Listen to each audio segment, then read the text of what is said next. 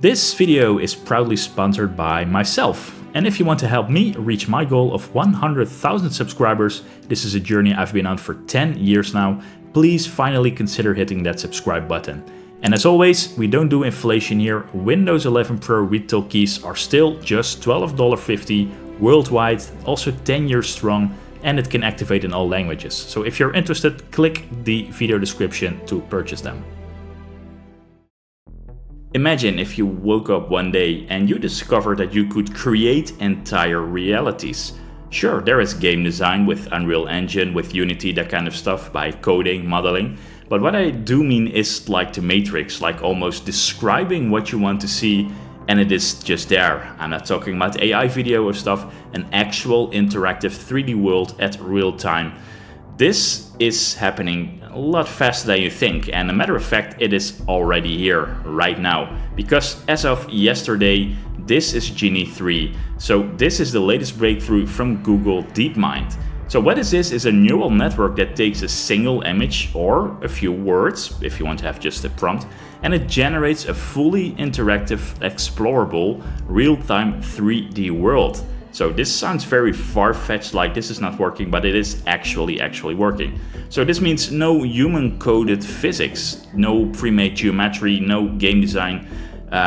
Genie 3 just learned everything from videos and is ready to create complete new worlds. So it creates a world on the fly, lets you move through it, change it, and watch it respond to your inputs. So I would say let's first watch the official demo for you to have a little bit of an idea what you can expect.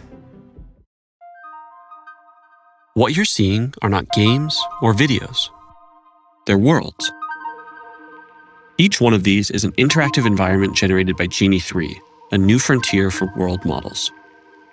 With Genie 3, you can use natural language to generate a variety of worlds and explore them interactively, all with a single text prompt.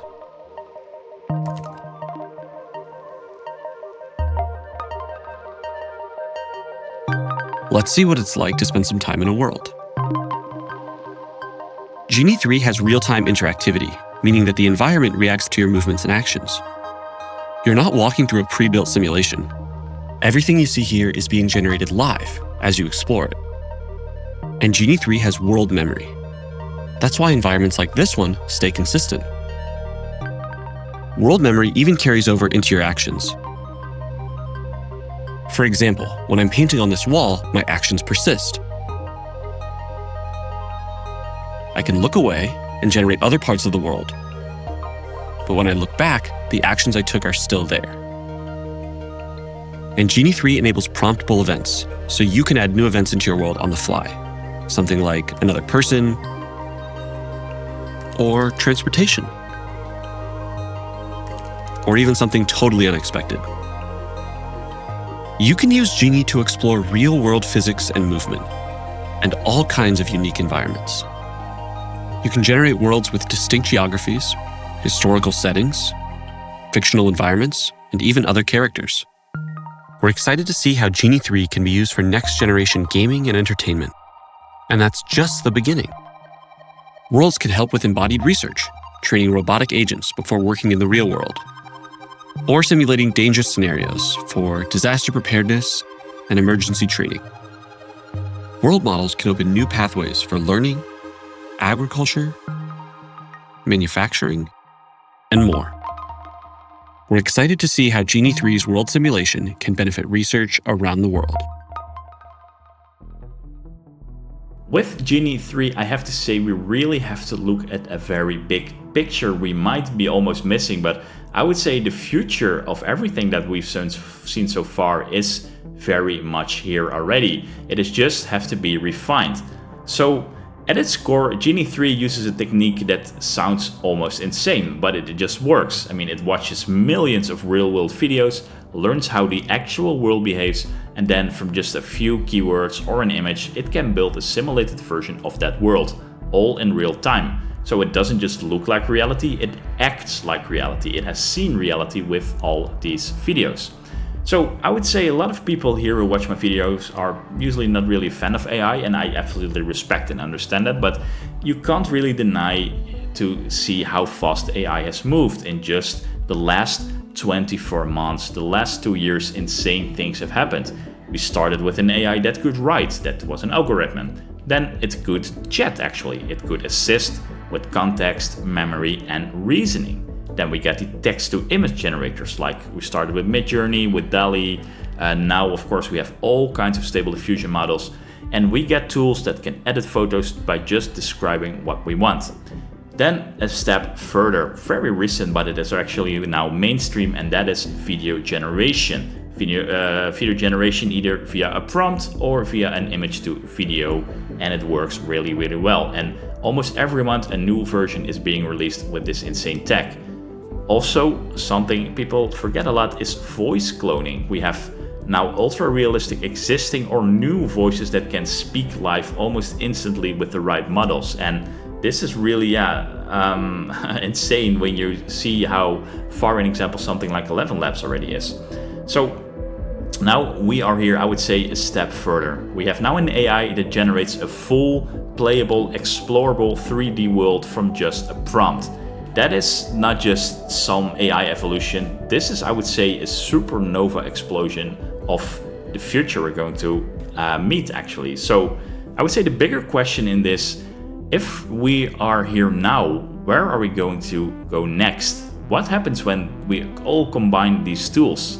So when you mix world generation with real-time voice, with AI assistance, with physical embodiment like robotics, and what if you add something like virtual reality and add that on top of all of this? Well, in that case, I would say the Matrix is closer than ever. The Matrix isn't not just some science fiction action movie anymore. It's starting to look eerie familiar. So think about what the Matrix actually was: a simulated reality, built on top of a framework of existing assets and environments that the machines knew from the old world. So programs controlled it. Characters were essentially just scripts, software, which we saw in all the in the Matrix world. So the real people were there, but there were also like NPCs, I would almost say.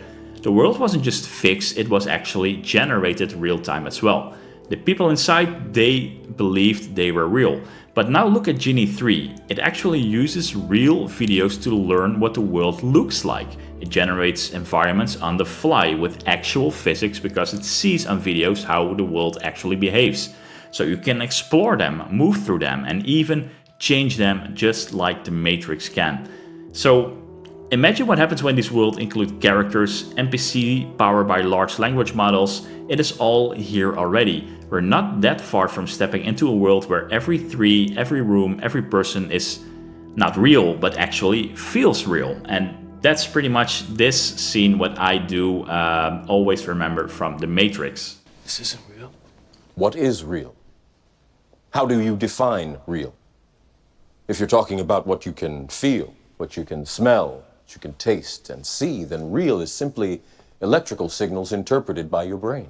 So this is not really a fantasy world. This is already a reflection of the one we're going to almost live in, in the very, very near future. So the biggest question of all maybe we now have, how you will actually explore them or experience them like in the Matrix. The answer is already here, virtual reality.